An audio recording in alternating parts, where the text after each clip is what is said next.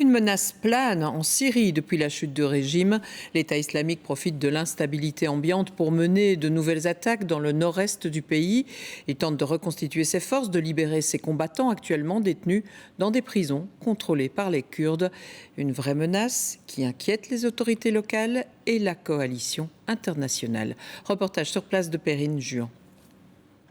Raqqa, l'ancien fief de l'État islamique en Syrie, a été libéré en 2017.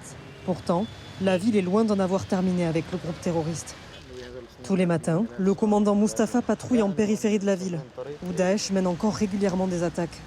Quand les membres de Daesh ont attaqué cette position, plusieurs de nos hommes étaient présents et ont été blessés.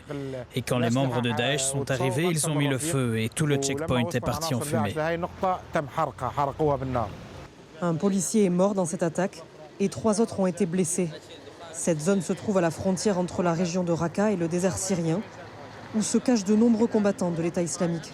La chute inattendue du régime et le départ d'Assad ont laissé un vide politique et donc un vide sécuritaire. Nos forces de sécurité se sont rapidement retrouvées dépassées par la situation sur le terrain. Et bien évidemment, Daesh en a profité. Ils sont devenus beaucoup plus actifs ces dernières semaines. Les forces démocratiques syriennes comptent renforcer leur contrôle de cette zone. Mais le gel des aides internationales décidé récemment par Donald Trump complique la situation. À 250 km à l'est, le camp d'Al-Hol ne reçoit plus de fonds. Ici, vivent enfermés près de 40 000 personnes accusées d'être affiliées à Daesh.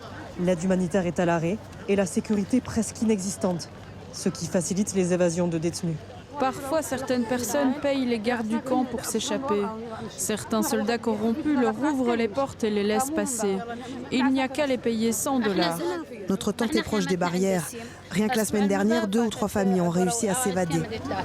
Depuis la chute du régime, le camp est en alerte car les menaces d'attaque pour libérer les prisonniers se multiplient. Les forces spéciales mènent régulièrement des patrouilles.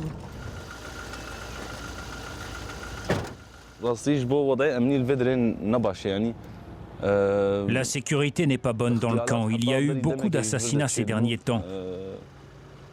Peut-être que l'État islamique a été vaincu militairement, mais ce camp, c'est comme un petit État islamique. Leur idéologie est omniprésente ici. Les détenus, radicalisés ou non, placent leur espoir dans le nouveau gouvernement syrien et espèrent une libération prochaine.